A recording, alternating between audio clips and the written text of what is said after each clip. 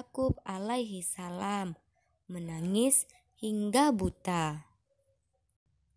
Nabi Yakub alaihi salam adalah satu-satunya nabi yang kakek, ayah, dan anaknya juga diangkat menjadi nabi oleh Allah Subhanahu wa Ta'ala.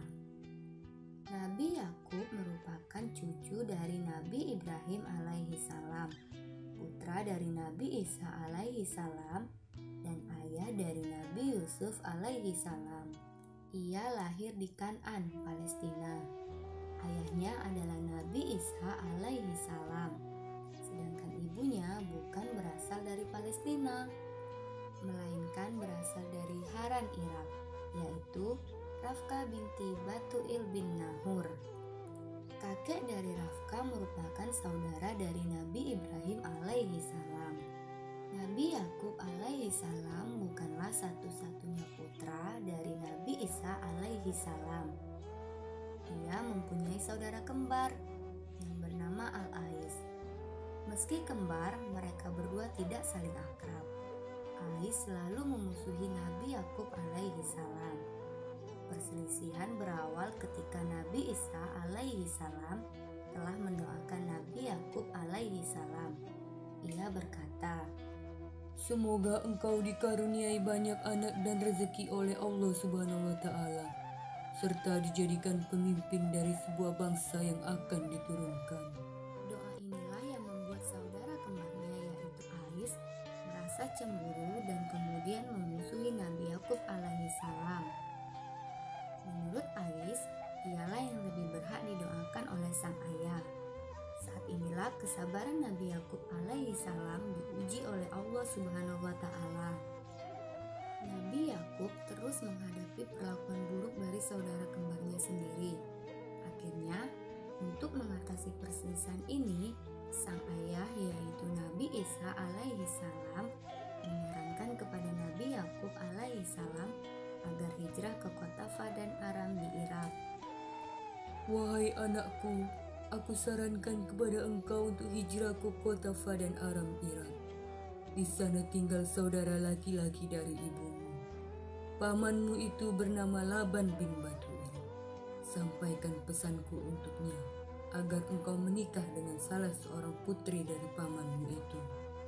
Menurut Nabi Isa alaihi salam, ikatan pernikahan akan memperkuat ikatan keluarga, sekaligus memperkokoh kedudukan sosial Nabi Yakub alaihi salam, karena pamannya adalah seorang pengusaha peternakan yang sangat disegani dan dihormati.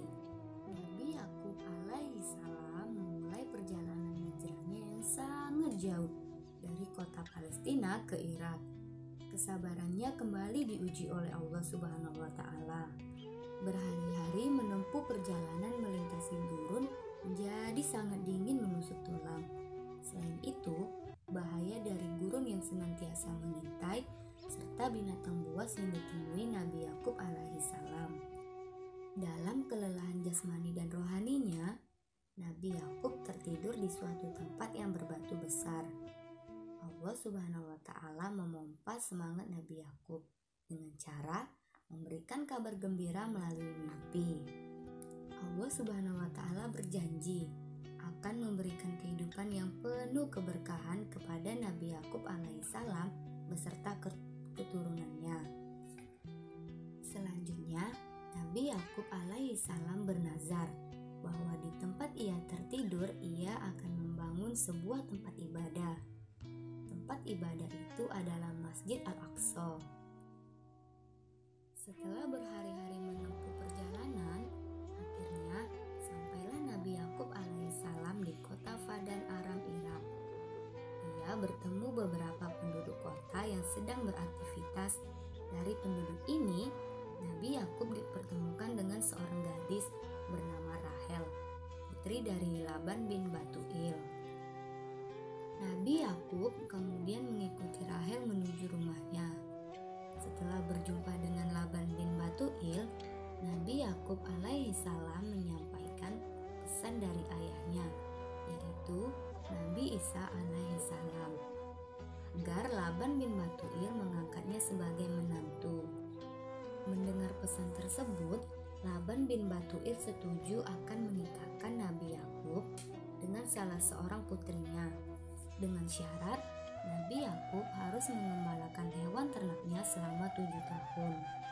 Dan Nabi Yakub menyanggupi persyaratan tersebut. Setelah 7 tahun, Nabi Yakub menagih janji kepada Laban. Laban pun menjodohkan putri pertamanya yang bernama Lea. Namun, Nabi Yakub lebih menginginkan menikahi Rahel, seorang gadis yang dijumpai pertama kali saat tiba di kota Padan Aram. Laban pun menyarankan Nabi Yakub alaihissalam untuk menikahi Lea terlebih dahulu. Setelah itu, ia diizinkan untuk menikahi Rahel sebagai istri kedua, dengan syarat bahwa Nabi Yakub alaihissalam harus bersedia mengembalakan hewan ternak milik Laban selama 7 tahun. Pada masa Nabi Yakub alaihissalam, belum ada larangan untuk menikahi kakak beradik dalam satu waktu, hingga diturunkannya surat An-Nisa ayat 23 yang berisi Allah Subhanahu wa Ta'ala berfirman, diharamkan atas kamu mengawini ibu-ibumu, anak-anakmu yang perempuan, saudara-saudaramu yang perempuan, saudara-saudara bapakmu yang perempuan, saudara-saudara ibumu yang perempuan, anak-anak perempuan dari saudara-saudaramu yang laki-laki, anak-anak perempuan dari saudara-saudaramu yang perempuan, ibu-ibumu yang menyusui kamu, saudara perempuan sepersusuan, ibu-ibu istrimu, anak-anak istrimu yang dalam pemeliharaanmu dari istri yang telah kamu campuri. Tetapi jika kamu belum campur dengan istrimu itu, maka tidak berdosa kamu menikahinya. Dan diharamkan dalam pernikahan dua perempuan yang bersaudara, kecuali yang telah terjadi pada masa lampau. Sungguh Allah Maha Pengampun dan Maha Penyayang. Nabi Yakub alaihissalam kemudian menikahi kedua putri dari pamannya. Pada saat itu, Laban menghadiahkan kepada kedua putrinya 2 orang pembantu, bernama Zulfa dan Balha. Beberapa tahun kemudian, Nabi Yakub menikahi kedua pembantunya tersebut. Nabi Yakub memiliki banyak kambing dengan warna yang berbeda-beda. Tetapi, semua anak kambing yang dilahirkan selalu berbulu putih. Ini merupakan salah satu mukjizat yang Allah Subhanahu wa Ta'ala berikan kepada Nabi Yakub. Semasa hidupnya, Nabi Yakub alaihissalam memiliki 4 orang istri, yaitu Lea, Rahel, Balha, dan Zulfa. Dari Lea lahirlah 6 orang anak, yaitu Ruben, Samun, Lawe, Yahuda, Yasakir, dan Zebalaon. Dari Rahel lahir 2 anak, yaitu Nabi Yusuf alaihissalam dan Bunyamin. Dari Balha lahirlah 2 orang anak, yaitu Dan dan Naftali. Sedangkan dari Zulfa lahir 2 orang anak, yaitu Jad dan Aisir. Dari sekian banyak anak-anaknya, Nabi Yakub paling menyayangi Yusuf yang masih kecil. Terlebih setelah Yusuf kecil menceritakan mimpinya yang mengisyaratkan bahwa Yusuf kecil kelak akan menjadi seorang nabi Allah Subhanahu wa Ta'ala. Putra-putra Nabi Yakub lainnya merasa iri dengan sikap pilih kasih ini. Hanya Bunyamin kecil saja yang tidak merasa iri. Hingga suatu hari berkumpullah putra-putra Nabi Yakub alaihissalam, kecuali Bunyamin kecil. Mereka berunding untuk menyingkirkan Yusuf kecil. Mereka mengajak Yusuf kecil pergi jauh dari rumah. Dan pulangnya mereka berbohong kepada sang ayah bahwa Yusuf kecil telah mati diserang kawanan serigala saat bermain. Sebagai bukti, mereka menyerahkan sepotong kain baju Yusuf kecil yang telah dilumuri darah kambing. Mendengar kabar itu, Nabi Yakub alaihissalam sangat sedih dan menangis, hingga matanya menjadi tidak dapat melihat. Ia bersedih bukan karena berpisah dengan Yusuf kecil, Tetapi Nabi Yakub mengetahui bahwa putra-putranya telah berbohong. Selain itu, muncul kekhawatiran atas keimanan Yusuf kecil tanpa bimbingan Nabi Yakub alaihissalam. Meski demikian, Nabi Yakub alaihissalam tetap menahan amarah terhadap putra-putranya. Nah, kabar kondisi Nabi Yakub yang buta ini akhirnya sampai ke telinga Yusuf kecil yang telah berubah menjadi seorang nabi dan tinggal di Mesir. Sebagai pejabat negeri, ia menjadi penanggung jawab produksi bahan-bahan makanan di Mesir dan mengurusi pengelolaannya.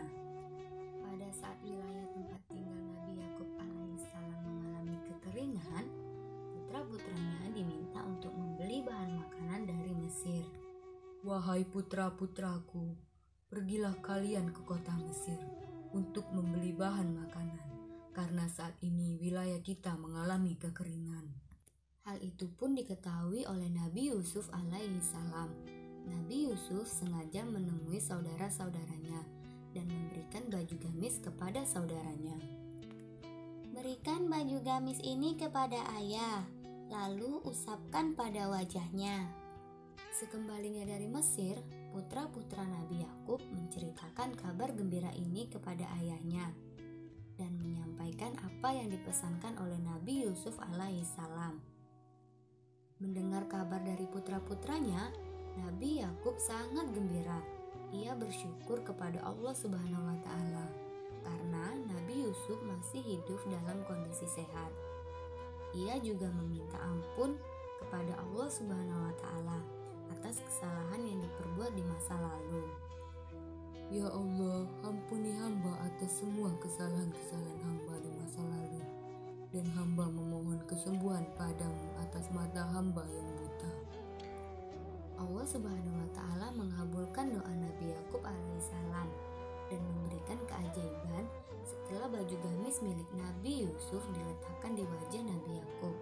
Tiba-tiba cara berangsur-angsur mata Nabi Yakub alaihissalam dapat melihat kembali. Kebahagiaan yang tak terkira dirasakan oleh seluruh keluarga. Putra-putra Nabi Yakub juga mengakui kesalahan mereka dan meminta maaf atas perbuatan dengki yang telah berbohong kepada orang tua. Akhirnya, Nabi Yakub beserta istri dan putra-putranya pergi ke Mesir untuk menemui Nabi Yusuf alaihissalam. Demikian kisah Nabi Yakub alaihissalam. Semoga dapat meningkatkan keimanan kita kepada Allah Subhanahu wa Ta'ala. Dari kisah Nabi Yakub alaihissalam tadi, banyak sekali pelajaran yang bisa kita ambil untuk diterapkan di kehidupan kita sehari-hari. Di antaranya, yang pertama, kita tidak boleh dengki dan iri kepada saudara kita sendiri. Yang kedua, kita tidak boleh berbohong kepada kedua orang tua kita. Yang ketiga, ketika Allah Subhanahu wa Ta'ala memberi kita cobaan, maka kita harus bersabar dalam menghadapi cobaan tersebut, serta tetap berdoa kepada Allah Subhanahu wa Ta'ala agar Ia meringankan semua cobaan kita. Itulah kisah Nabi Yakub alaihissalam yang dapat saya ceritakan kepada teman-teman semua. Semoga bermanfaat untuk teman-teman semua, serta kita masih bisa bertemu di video-video saya berikutnya. Akhir kata, Assalamualaikum warahmatullahi wabarakatuh.